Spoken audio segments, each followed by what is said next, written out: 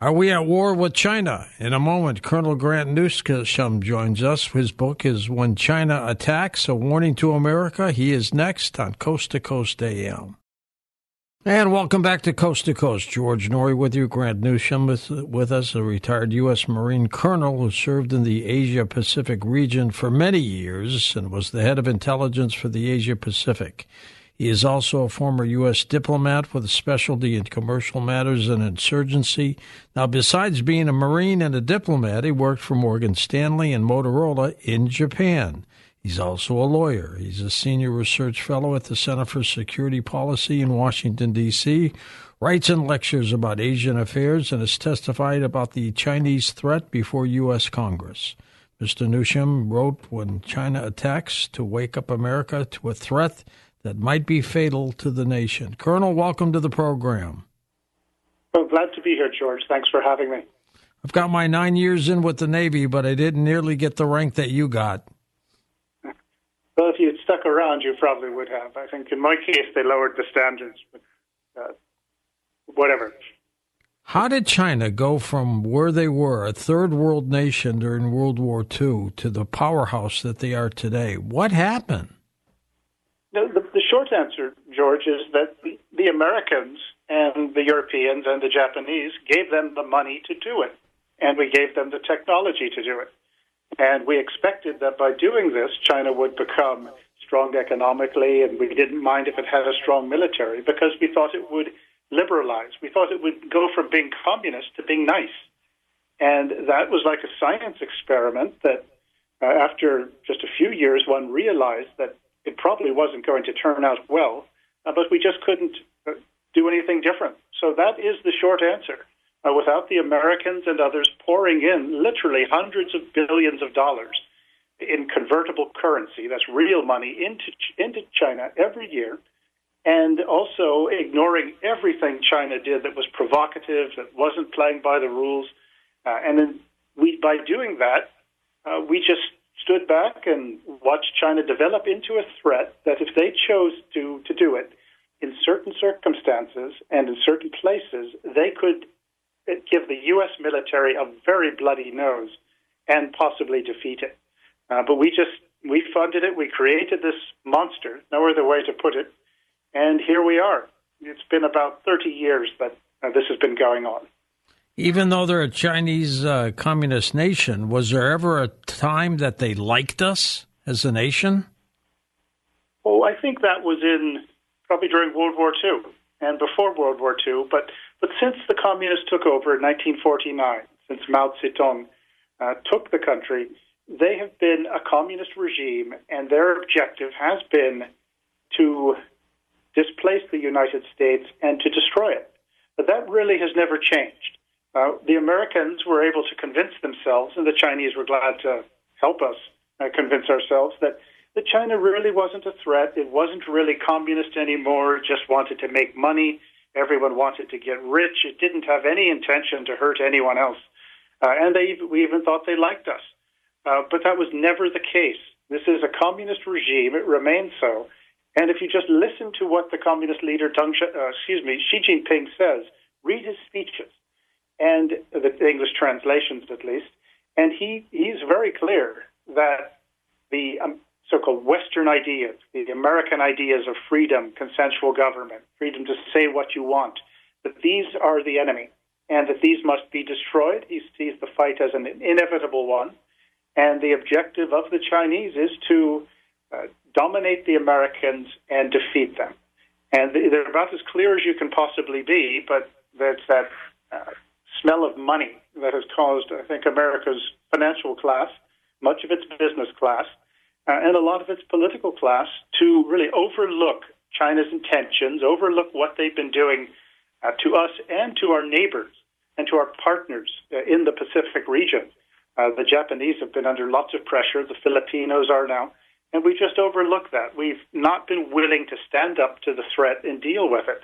And in baseball terms, I would say it's about bottom of the seventh, and we're down by about 5 runs. So there's not much time left, as I see it.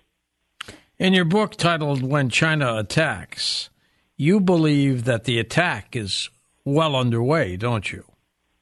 Oh, yes, that's right. And it's useful to remember that the Chinese communists look at war differently than we do. Americans, we tend to look at it as like a 100-yard dash. The competitors go up to the starting line, they shake loose, and then they get in the crouch, the gun goes off, and the race starts. And we think that until somebody is shooting at us, we're not really at war. The Chinese see it very differently. They see the shooting part of the war as just the very last stage, the last step, if it's even necessary. So they have started this war against us a long time ago. And what does the war look like? Well, economic warfare, for example. Go into, say, almost any big American city, and you'll go to neighborhoods that looked like they were once just nice places, working-class neighborhoods where people had jobs, worked in factories, that was really the pillar of the community, and those are all gone. They have gone to China. A lot of them have. And that is what has really gutted, has taken the heart out of these American neighborhoods, communities, and look at what's replaced with. You go into these places and what you see are, unfortunately, almost dazed people, a lot of them affected by drugs, and most of those drugs come from China, and they're just places absolutely depressed. They look like a war has hit. And that is something that has really hurt the United States, has really hurt Americans. And that's economic warfare. Now, I mentioned drug warfare, which is another one of China's specialties, and they consider it very much an act of war. And I would refer to the drug fentanyl, which last year killed over 70,000 Americans. All of this fentanyl, about 99.9% of it, comes from China. China could stop it if they wanted, but they don't want to. So the numbers that have died from fentanyl since the problem really began in about 2012-13 is getting close to 1 million Americans. And many of them are young people who otherwise might have served in the military. So China has killed about 1 million Americans without firing a shot, without us doing anything to respond to them. Nothing at all. And that's Democrats and Republicans. Nobody has challenged China, has made them pay for what they've done. So the Chinese see this economic warfare that's been very successful. They see the drug war that's worked very well. Cyber warfare, where they've managed to steal a good bit of our intellectual property, our secrets, the blueprints, for example, for our F-35 fighter. The C-17 transport jet, they've got the blueprints for that, and they did that with cyber warfare. Once again, we refuse to think that we're at war, and we don't respond to this. There's no downside risk, really, to the Chinese for doing these things. And this is something that has been going on. It has weakened us, and it has also made us very dependent on the PRC, on the People's Republic of China.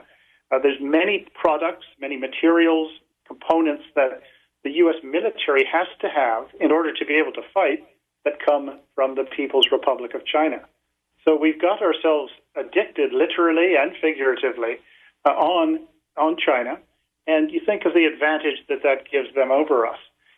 So this is really a mess that we have got ourselves into, and I would point to the last thing, one thing that has been very effective for the Chinese to make all this happen is what the Chinese refer to as proxy warfare. And that means you get influential people in the country you're targeting to do what you want, to do China's bidding. And they have been very successful in getting prominent figures on Wall Street in the U.S. business classes. You'll notice in November, the business luminaries from the United States gave Xi Jinping 2 standing ovations at a dinner they all attended in San Francisco. And they paid a lot of money to attend the dinner. But that was America's best and brightest, the business classes. And the business classes and the financial class, of course, they give money to Capitol Hill, to our politicians. And that donor class is incredibly influential. So you ask yourself, well, why haven't we really fought back against the Chinese? Why haven't we done anything? And I mean literally have done nothing to make there be some punishment for killing this many Americans a year. And neither party has done this. And the reason is the Chinese have effectively captured our elite.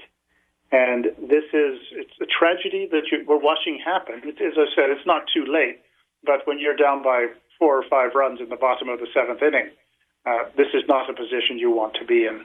No, not at all. And the fentanyl, of course, goes to Mexico and then is laced in the drugs and sent over here. Why would the Mexican drug lords want to kill off their customers? Oh, there's always more customers, and the amounts of money are just so huge that the Mexican gangs are making, and the Chinese gangs, and keep in mind that Chinese organized crime always, and I mean always, tracks back to the Chinese government. Hold on for a second, Colonel. We're at a break. We'll come back and pick it up right there. Colonel Grant Newsham are with us. Back in a moment. His book is called When China Attacks. And welcome back to Coast. George Norrie with Colonel Grant Newsham. His book is When China Attacks, a Warning to America. And the Colonel, we were talking about the fentanyl that was flowing into Mexico, why they would put it in their products to kill off their customers. And you said there's too many customers, I guess. Well, that's a lot of it. And obviously it's very productive, very profitable. Chinese make a ton of money. The Mexican gangs do as well. But consider it from Chinese perspective. If you're at war, you want to hurt your enemy as much as you possibly can. If you're killing 70,000 of his potential troops a year, and he's not even doing anything, well, that's pretty good. But it's more than just 70,000. For everyone who dies from fentanyl, there's probably 4 or 5 people at least who turn into people who just can't function in society. They can't get a job. Even if they were able to apply for one, they're zombies effectively, and they're still alive. And then you also have to have their families. You have to have social services. Try to take care of these people, and consider the disruption that has on America and its ability to fight a war. Not only doesn't it have enough soldiers, enough troops, but it doesn't have enough workers. Even if you could get manufacturing back in America, finding people to work is difficult. So this is something from a Chinese perspective, Chinese communist perspective, is a very good thing to have, and they don't mind the deaths. They don't mind the body counts. And as we know, the U.S. military has been having a very hard time finding enough recruits. I think only the Marines and maybe one other service have even met their requirements in the last year or so. So this is, from a Chinese perspective, you want to weaken your enemy, and they refer to us as the main enemy. And there's nothing not to like if you're sitting in Beijing as to what this is doing to the United States. And once again, the United States has not responded to the Chinese for what they've done here. There's a huge uproar with the social media app TikTok, which is Chinese. Do you think that's legit? It's justified? Oh, I think definitely. If we could do something similar to the People's Republic of China, this would be a real coup for American intelligence. What it does, one of the things it does, is it gives the Chinese communists the ability to shape people's thinking. And the Chinese are all about psychological warfare. That's one of the warfares that they write about and that they employ. And that's to get the other side to think the way you want them to think. So here you have an app, and this is just one app, that it's broadcasting 24/7. Everybody, not everyone, but an awful lot of people are looking at it, and they're getting their information from it. And you can put in very subtly and in ways that people won't even think they're being influenced. You put in information that is favorable to the Chinese position, the Chinese communist position. And over time, you create this body of Americans who think China's the good guys and the Americans are the bad guys.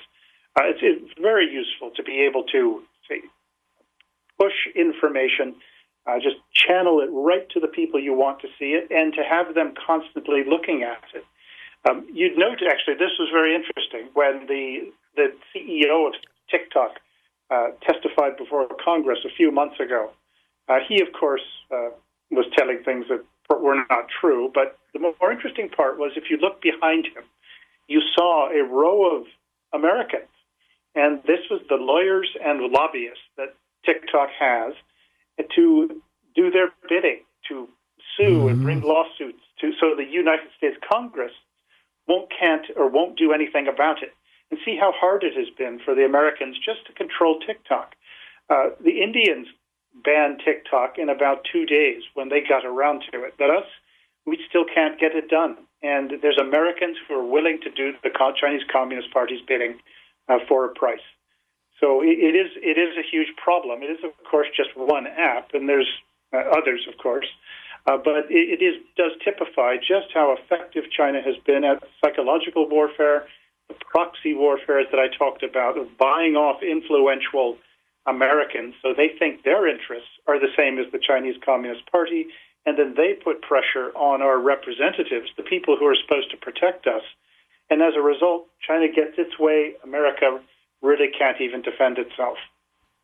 Colonel, what about Taiwan? We know China's got its eyes on it. What do you think is going to happen? I am very worried. When China, the Chinese communists and Xi Jinping say that they're going to get Taiwan to take it, they're serious. They're not just blabbing and just saying to say it. They really want it. It's a very juicy target for them. And I expect them to, one way or the other, try to get Taiwan. If one thinks about it, and it's useful to think of the reasons why they would want it. And that is that from a geographical standpoint, if you look at, say, a military guy looking at a map, if you take Taiwan, then China is able to have free access into the Pacific. It is able to send its military up to the north and surround Japan. And you can swing down to the right, and you isolate Australia from the United States. So militarily, it's a very good place to operate from. You've also broken what is called the first island chain, and if you look at a map, you'll see Japan, then Taiwan, then the Philippines, and then Malaysia. And if you look from the Chinese mainland, that chain effectively blocks you. Take Taiwan, and you've done the equivalent of breaching or breaking a castle wall, and you have free access into the enemy's defenses. But there's also a political, psychological aspect to Taiwan as well. Now, imagine if China is able to take Taiwan. Then what that signifies is that the United States and the United States military could not prevent 24 million free Taiwanese people from being enslaved. Also, American economic and financial influence over China couldn't stop them either. American nuclear weapons couldn't stop them. And at that point, I'd say every country in Asia, and probably every country on Earth, is going to be wondering just how reliable an ally is the United States. Is the United States able to defend itself and its friends from the People's Republic of China? And if Taiwan is lost, it kind of looks like they cannot. And if you look at this from Beijing's perspective, this is a very attractive thing to accomplish. You've driven the Americans out of the Pacific region, you have humiliated them, and you have made people who were counting on them suddenly start to have lots of doubts. And I think it's fair to say that Asia would turn red overnight, as just about every country tried to cut a deal with the PRC to be only harmed a little bit. That's how important Taiwan is. It's more than just a piece of geography, but there's some very important political and psychological aspects to this, which go to the whole question of, is America the predominant, is it the main power in the United States? Is it reliable? And this would suggest we're not if Taiwan is lost. And we would find ourselves coming under increasing Chinese pressure. And we would be in real danger of losing our freedoms. We may not be occupied by the PRC or the People's Liberation Army, but we wouldn't do very much without considering what China was going to think or what they might do. And if China makes demands on us, say, for example, well, we want this much wheat, this much soybeans, we want this technology, and we want you to do something to those Americans who've been criticizing China. America might not be in a position to say no. We've not been in this position in my lifetime, and I never thought we would be, but I think we're within sight of it, at least. We're not there yet. But back to Taiwan, it is about as important as one would imagine. And It's not just some rocks way out in Asia that don't make any difference. In fact, they do. If we were to lose them, there'd be a number of bad things that would happen in very short order. I think my gut tells me the Chinese are watching how we handle the Ukrainian situation with Russia before they do anything. What do you think? Oh, you're right about that. The Chinese have watched Ukraine from the very beginning, and I think they were actually surprised that Ukraine was able to resist and defend itself. The Chinese did give the Russians the go-ahead. That's pretty clear. And in fact, the Chinese were saying when the Russians attacked Ukraine, they said, we are going to support Russia sort of in terms of propaganda politically. And we expect when the time comes for us to settle Taiwan, we expect the Russians to return the favor. Now, the fight over Ukraine has not gone the way the Russians expected or the Chinese expected or the Biden administration expected. The Ukrainians are still fighting, and they're having some success in defending themselves.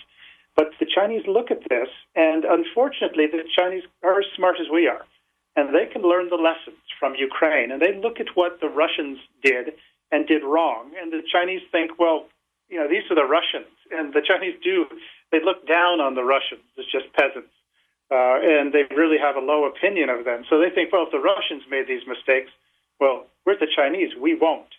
And what are those mistakes as China sees it when applied to Taiwan? The first one is to hit hard with everything you have. I mean, really hammer the target, flatten it, and also isolate it. And that means physically isolate it, but also electronically. Make it so the internet doesn't work, so there's no real communications between your target and anyone else. Because the Ukrainians use the internet very effectively to rally support from overseas, particularly the U.S. and the West. We call it command and control, don't we? That's a good way to put it. And they've done it very well. And they've been able to drum up support. And you also notice how they've used Poland and some other East European countries as a place from which to pump in supplies, weapons, ammunition into Ukraine. So China would plan to completely surround, isolate, and cut all access to Taiwan while also hitting them very, very hard with everything. And the Chinese have got thousands of missiles that they've had years to get the targeting right, and they've probably mapped every square inch of Taiwan. Additionally, the Chinese military is actually pretty good. And it has problems, of course, every military does, and no less the Chinese. But they have developed a military which does have the capabilities to launch an assault on Taiwan. And they have a good airborne force. They've got a lot of them. Air Force, a lot of numbers, some pretty good fighters. They can surround Taiwan. And also, one thing they've got is what we would call a fifth column. And that means that there's a lot of people in Taiwan who are effectively Chinese agents. And some of them armed and ready to go, others who have political influence. Mm-hmm. And when the time comes, you're going to have lots of chaos in Taiwan. So the Chinese would look at this as almost a symphony with a lot of moving parts. And they would not make the same mistakes the Russians did. And that's how China would look at it. But being successful is always another thing. A lot of these plans look good on paper, but when you try to do anything, you know how hard that can be. That's right. But that said, they've learned their lessons from Ukraine, and I don't think they're really deterred at all, is my sense of it. You know, of course, they're cautious, but at the same time, I think they like what they see, and they also look very closely at what's going on in the United States. When China thinks about whether it should attack Taiwan, it knows that the one country that can help Taiwan defend itself is the United States. So if they look at America and we're in chaos, we've got riots in the streets, that they're going to think, well, the Americans have so much trouble domestically that they're distracted, they're not able, or even willing perhaps, to make a move to defend Taiwan. So that would factor into China's equations, what's going on in the United States. as well. Do the Taiwanese have the ability, like the Ukrainians, to fight back? They do, but the Taiwanese are not Ukrainians. The Taiwanese their military is pretty good. It has some excellent troops and officers, but they suffer from really 40 years of isolation by the United States. It's not realized that from about 1979 until just recently, the U.S. military had almost nothing to do with the Taiwan military. I mean, almost nothing. And the U.S. State Department made sure that the Taiwanese got just enough weapons so that the Americans could say that they were giving weaponry to Taiwan, but they never gave the Taiwanese anything near. So the Taiwanese, they would have a very hard time without the Americans coming to help them. And this is partly our fault, but it's in large part it's our fault, thinking that China would appreciate our restraint when it came to helping Taiwan. And we thought if we don't do much for Taiwan, China will appreciate it. China will become nice, like a really big Canada. And that didn't happen. But it left Taiwan with a military that is nowhere near what it should be. But there is still some time left, not a whole lot, but the Americans are doing a lot more these days. But it's late in the day. We squandered just too much time. But I think there is hope, I think, for Taiwan, but it will be much harder than it should be. Why can't we build a planet of hope and goodness?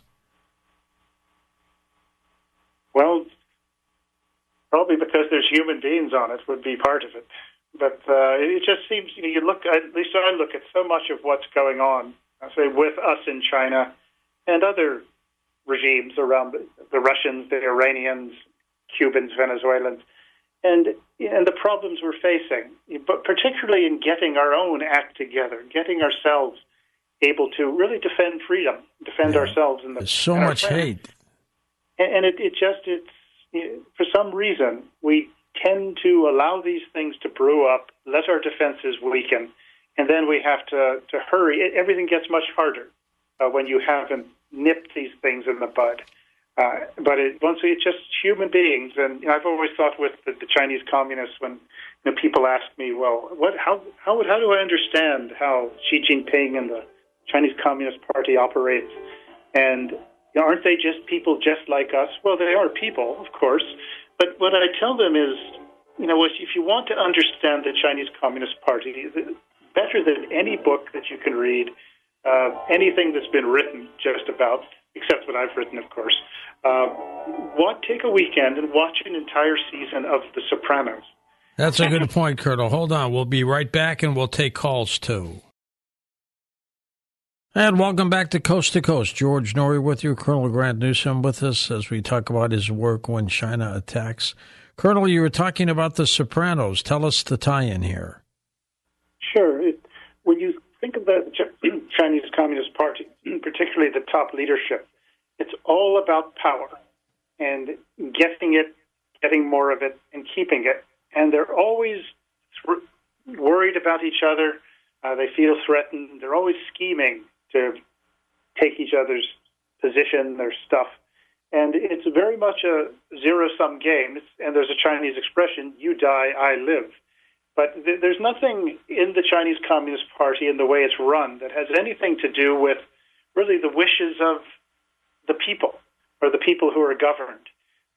We think of the politicians as working for us, even if that's imperfect and we're not always the case, but in general, that we can vote people out of office. In the Chinese Communist Party, it is all about getting to the top, getting power, and using that for your own advantage. And the people are just an afterthought. There's sort of a cog or something that will be sacrificed as necessary, will be punished, mistreated, harassed as necessary, all to keep the Communist Party and its top leaders in power.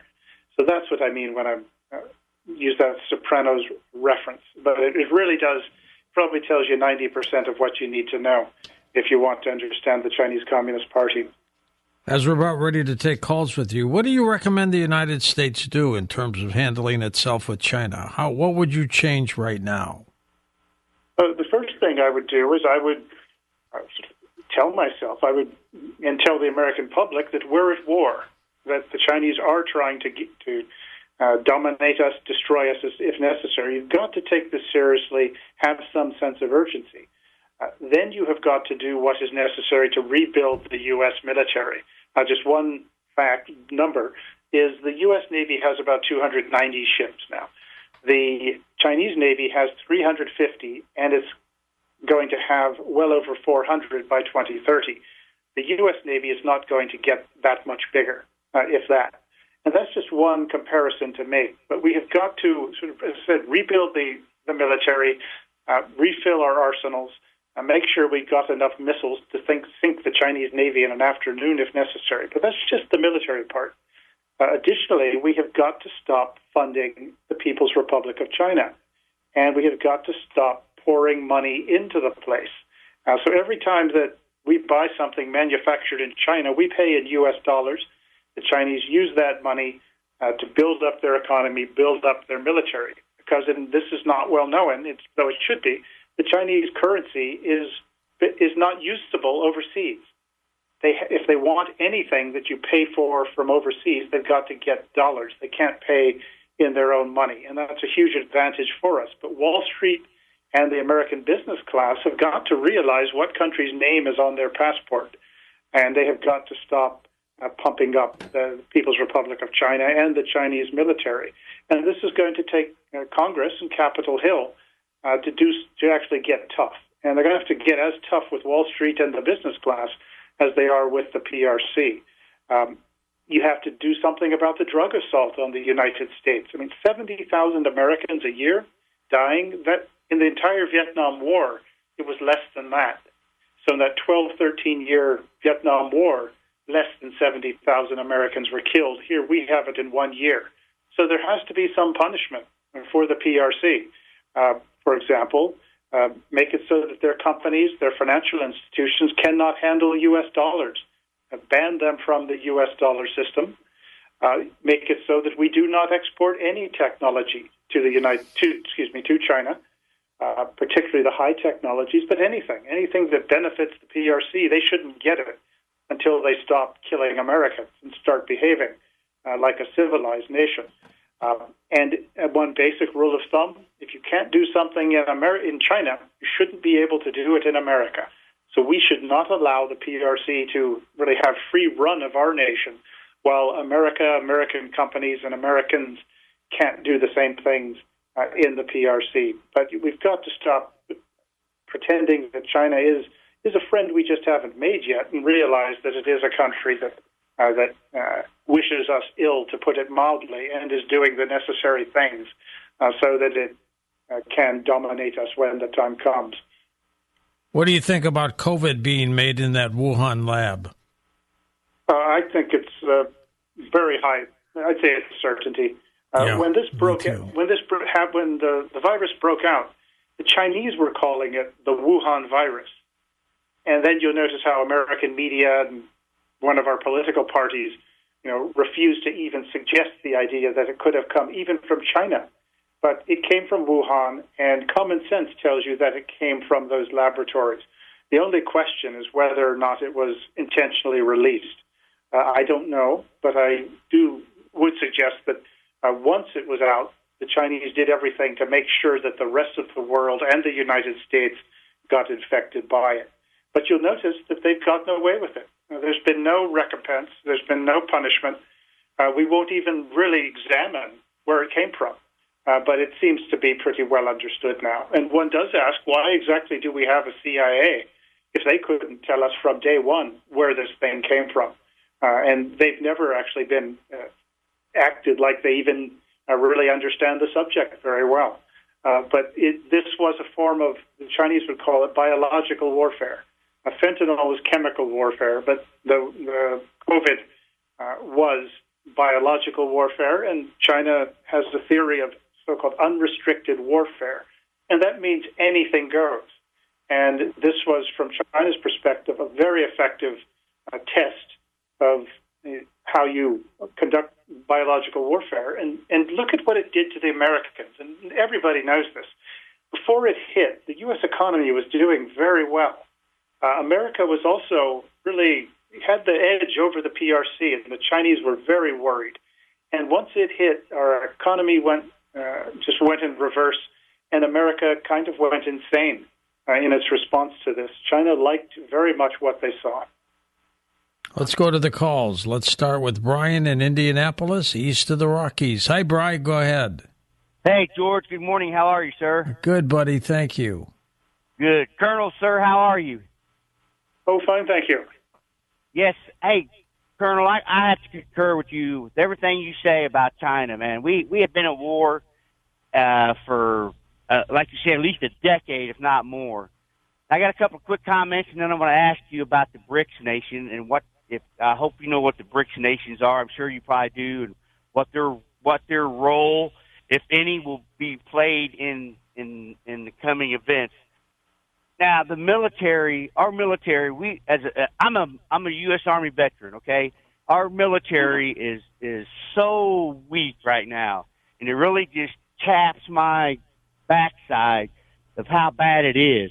Now, I know we have some good men and women in the service that will stand at their post and do their duty when time comes. But the leadership, the upper echelon of our military is so grossly, inadequately inapt to be leading our military. It's just astounding.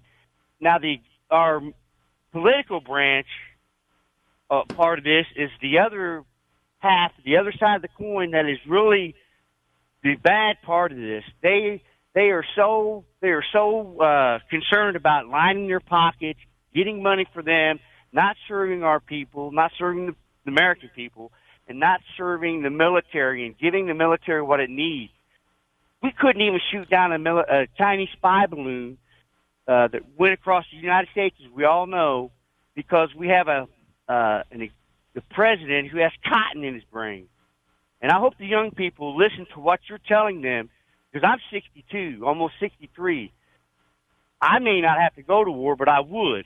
Now, these young people that are a part of the Coast family are going to be called up and going to be drafted if all this comes to fruition, and I hope they pay attention.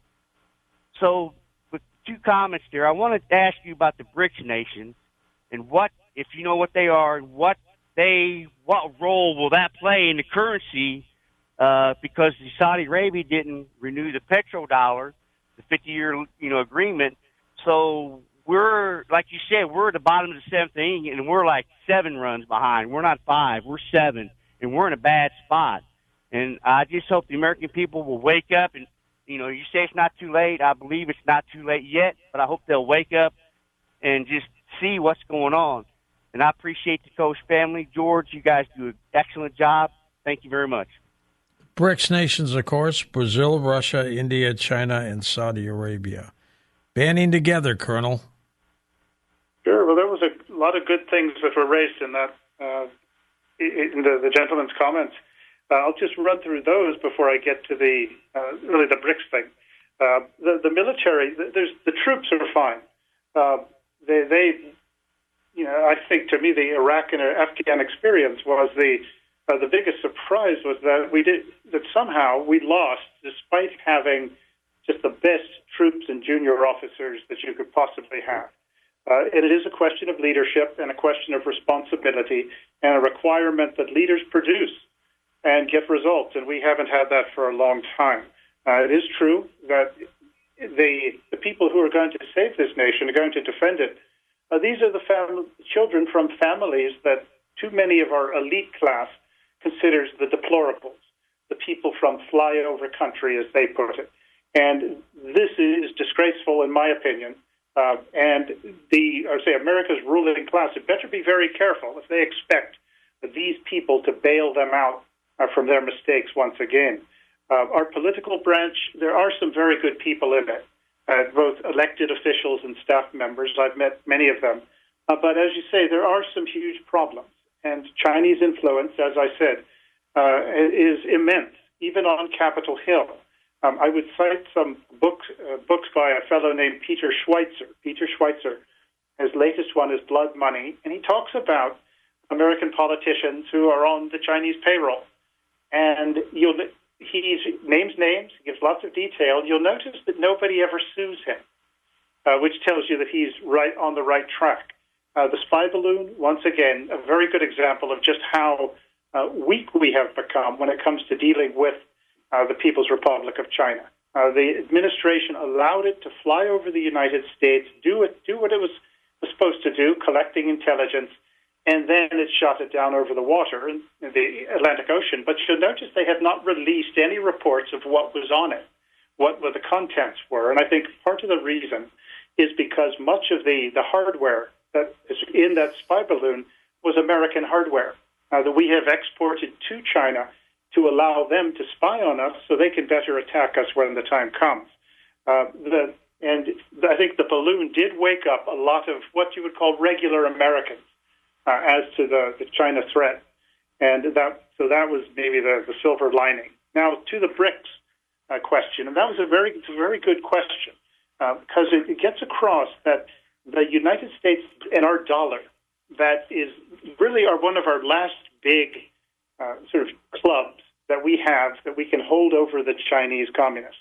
Because without dollars, as I said, they will have to pay for things in effectively Confederate money, and nobody wants it. And the concern is that these countries, Brazil, Russia, India, China, and South Africa, will join together and sort of start to stop. Hope you with us, sir, Colonel? Yes. Mm-hmm. There you go. And paying in the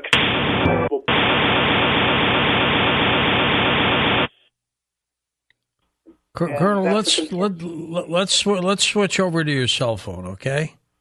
Okay, here it goes. Let's do that. Okay. There you go. Okay, Colonel, go ahead. Okay, I'm on the cell phone. Yeah, we'll stay on that for the rest of the show. Okay, got it. But back to BRICS, the concern is that these countries will no longer use the U.S. dollar, and that they will sort of form a bloc that goes against the United States, that weakens us. And it's a concern, make no mistake, but I think it's probably overblown. I think India doesn't like China at all. For example, India considers itself to have been at war with China since 1962. So that weakens the whole bloc. Russia has economic problems. Brazil does too. South Africa, I don't even know why they're on the list. They have got huge problems, economic, political, and social. But the thing to consider, remember, is that the term BRICS was formed. This was, goodness, maybe 20 years ago, by a fellow from Goldman Sachs who was trying to drum up investment in these countries, and he just happened to choose the countries because it sounded good. It made a catchy name. And that's something to remember. So these countries have some huge problems, in particular, both individually, but also as a group. And I'm a little less concerned about the BRICS as long as the United States starts to push back on China. Next up, let's go to Huntley in Los Angeles. Welcome to the show. Hi, Huntley. Hi, how are you, gentlemen? Wonderful. Thank you. I want to take you off speaker. Thank you so much. This is a great show. I agree with most of what the Colonel is saying, but I wanted to bring up a couple of things that I felt were possibly not being discussed.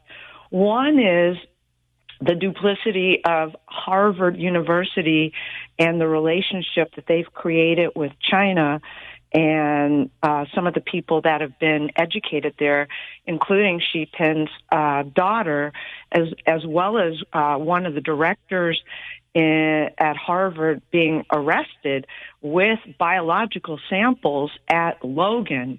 The other thing that I wanted to make a statement about in regards to China and the fentanyl is that I think that there's a little bit more nefarious backstory, in that there's such a high percentage of unhoused and unsheltered people, aka homeless, who are utilizing that substance, and they're kind of a forgotten people. They're not forgotten, but they fall through the cracks. And I personally have some thoughts that part of the poisoning of the Americans with this fentanyl has to do with body parts and access to body parts. And I just want to throw a hypothetical out. If your daughter moved here from Kansas and she's about 24 years old and came out to Los Angeles and she overdosed here and passed away, and then the family gets notified, most families don't have $5,000 to $10,000 to $15,000 to bring a loved one back home. It's very expensive, and often many people aren't even being identified. I also want to say that my neighbor's son literally passed away 4 days ago at the age of 45. I took a condolence card to her yesterday. I also saved a man's life who overdosed on fentanyl with my upstairs neighbor. I did mouth to mouth, and he did the chest compressions. The last thing that I wanted to say in regard to COVID was that we were a little duplicit because we spread all of the infected persons to different military bases around the United States. That should have never been allowed to happen. Everyone should have been quarantined at one location. I really like this show, and I love Coast to Coast, and I really appreciate the opportunity to come on and chime in today. Okay, Huntley, and we will have him react to you when we come right back. And welcome back. George Norrie with Colonel Grant Newsham here as we are talking about When China Attacks. That's his book that just came out last year. Grant, let's finish up on Huntley's questions from Los Angeles. She thinks that the fentanyl might be part of a scheme to sell body parts. What do you think of that? Well, I haven't heard that. These days, nothing would surprise me. I could see it being sort of an afterthought of the fentanyl assault, where some people are taking advantage of it. That wouldn't surprise me. I've just not heard it. Her comments about Harvard were very good, actually. And Huntley cites a case of a doctor. It was a professor at Harvard of biology or such like, and he was arrested for being secretly part of a Chinese sort of program that pays prominent American academics to do research and provide information to China. And he was making a huge amount of money under the table. He got caught, was arrested, and did go to court and was convicted. And this is just the tip of the iceberg. It's not just Harvard, but a lot of schools and a lot of people have gotten just hooked on Chinese money. In some cases, in many cases, at universities, you have Chinese students come who pay full tuition. And that is really a profit center. So they don't want to do anything to upset that. But what she describes is indeed a huge problem where our academic class sees its interests, financial interests in particular, as being with China. I don't know if it's changed, but there's certainly more awareness of the problem now. The mention of Xi Jinping, the Chinese dictator's daughter, it is believed she did study at Harvard. But what that also shows is that the top people in the Chinese Communist Party, a lot of them have money overseas in the United States, have real estate, have relatives with green cards. And I had heard that Xi Jinping's daughter has a green card. I can't confirm it.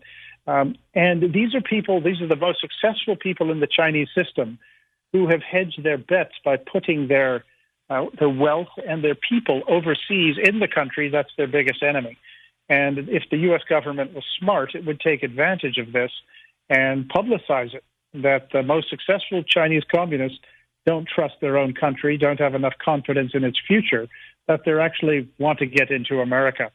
And the last point about COVID, what I would say is that the response to that, from my perspective, seemed to be mishandled in just about every way possible, and it really hurt the country.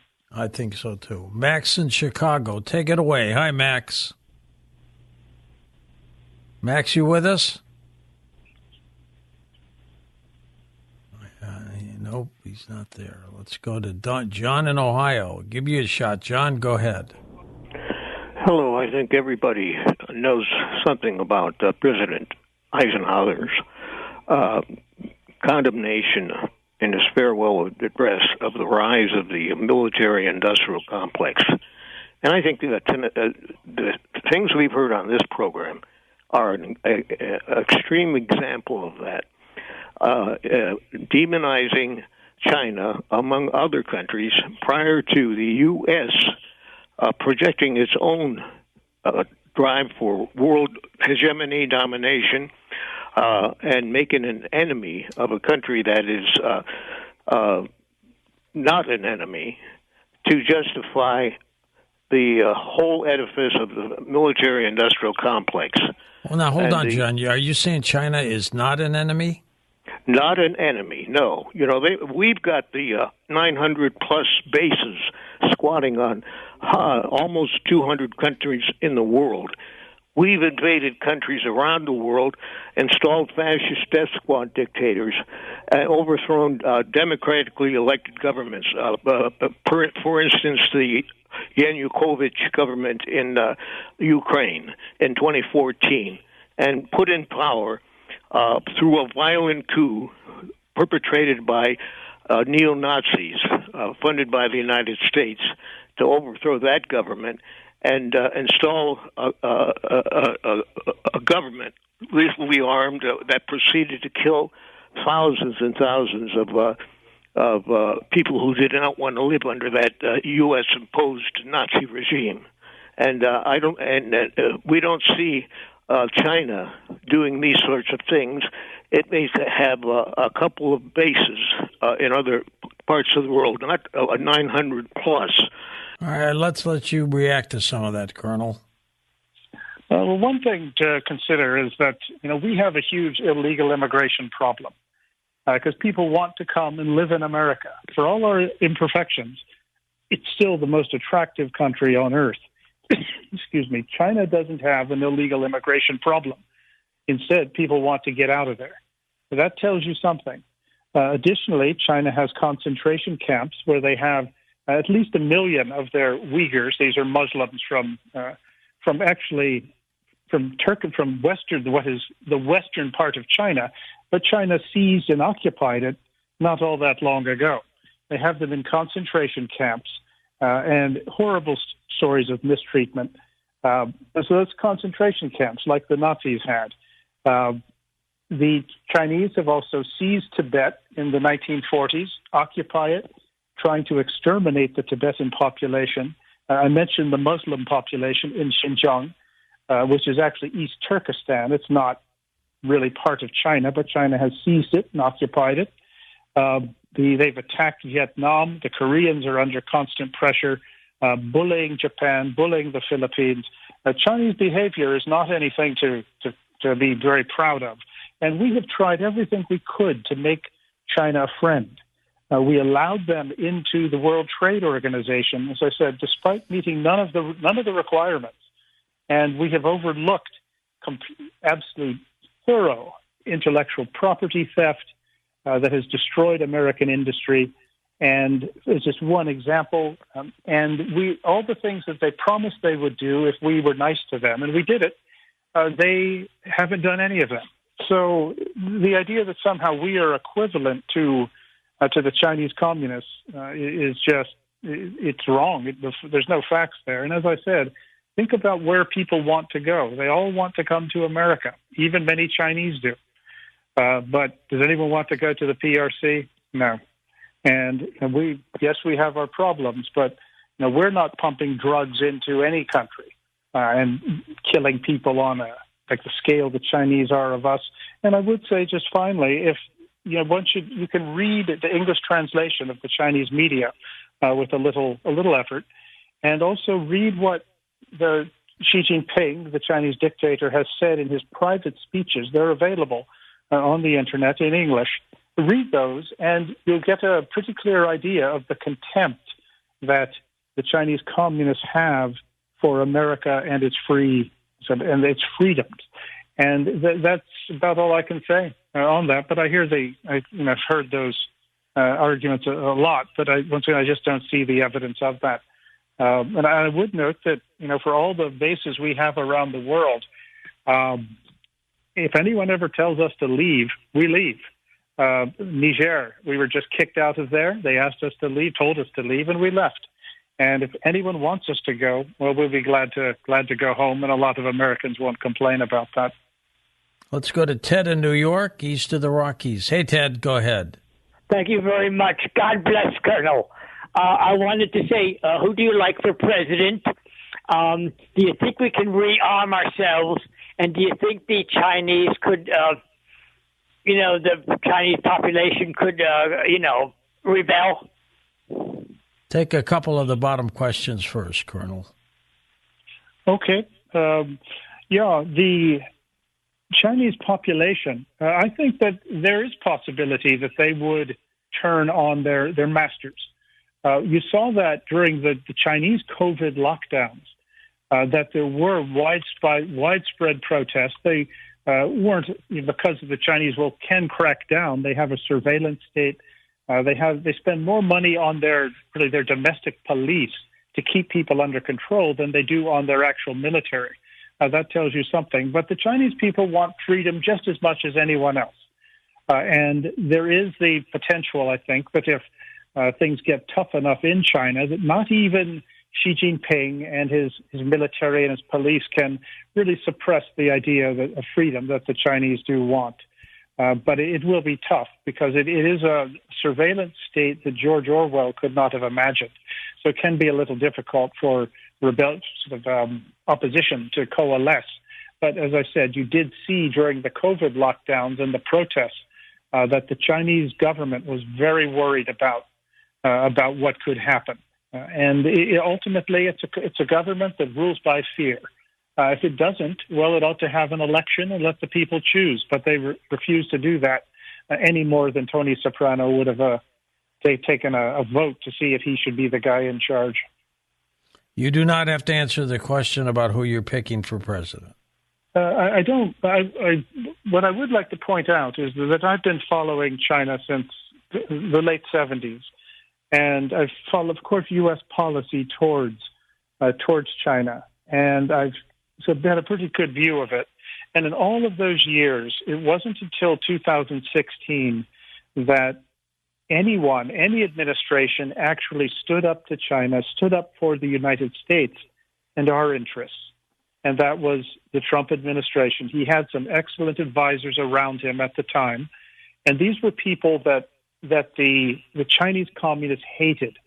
And they wanted them off the playing field, and they got their wish. But that was the first administration of anyone that I have ever seen take on the PRC, and the Chinese were very worried, very unhappy. So you can perhaps draw your conclusions from that. I would have to say that in the current administration, that there's nobody that frightens the Chinese communists. I'm just calling it as I see it. Is the fentanyl being processed in drug manufacturing plants or kind of clandestine in China? It's not clandestine. It's not hard to find. The Chinese government, if it wanted, it could stop it in an afternoon. You think about, say, the nature of their surveillance state. If you were to type into your internet, Xi Jinping looks like Winnie the Pooh, I guarantee the police would be there in a matter of minutes, and your internet would be shut down. And they, as I said, the organized crime in China always tracks back to the Chinese government. If they wanted, they could stop this in a minute. And Donald Trump, or President Trump, actually said to Xi Jinping, you got to do something about this. And Xi Jinping said, you've got a drug problem, I don't. And the point was that he could stop it if he wanted. And the Chinese have used this as their version of the Opium Wars, and they, in some weird way, see it as revenge, but also they know it hurts us militarily. But the fact that there's Americans who think that the Chinese could not stop the fentanyl production is unfortunate, and I think it's completely wrong. And just a little piece the size of a grain of rice could kill somebody. That's probably less than that. Yeah, it's terrible. And if somehow we do get our handle on this, I would just expect there will be something else coming from the PRC. And as I said, there hasn't been any punishment imposed on the Chinese for doing this. And the current administration, in fact, they have been sort of patting themselves on the back because they convinced the Chinese to hold working groups to do something about the fentanyl problem. Once again, pretending that the Chinese Communist government can't do anything about it. As I said, if they wanted to, they could. Where do people get your book, When China Attacks? Oh, it's easy to find on Amazon. Anywhere you online. There's a lot of good online places, and still in some bookstores. But I wrote the book really for what people used to call regular people, which I consider myself regular people. So I wrote it not for the 12 people in Washington think tanks who would look at it to see if they were cited, but really for regular Americans who are wondering, what is it about? I hear about China. What is it? What happened with them? What's going on? What should we do about it? So it's very much it's written the way I would tell a friend what they need to know about China, how we got here, and what we should do. Is this situation fixable? I like to think it is. And, partly when you have to, but I think it really is. If we were just, as I said, if we were just to stop funding the People's Republic of China, stop giving them the technology they need, rebuild our military, and when they do things, make sure there's some punishment for it, that we would find the balance changing pretty quickly. But it does take some will and some leadership. And also, America back in 1942, one recalls that, I don't remember, but I've certainly heard about it, including from people who were there, that it looked like America was going to lose, that there was no way we could beat the Japanese, and the Germans just made it even worse. But you'll notice how things turned around, and then just a few years later, we were in Tokyo Bay accepting Japan's surrender, and the Nazis were nowhere to be found. So I'd like to think this country, which is the greatest one ever to come along, when it collects its wits, that it can perform amazing accomplishments. And we are still a free country, free people, and there's nothing stronger than free people fighting for their lives. And I think that we do have a good chance if we just wake up and do what is necessary. And there's no doubt, Colonel, we're the best country ever. Thank you so much for being on the program. Do keep in touch with us. I know this was your first time on the show, but you did a marvelous job. Up next, we're going to talk a little bit about Apollo astronauts on Coast to Coast.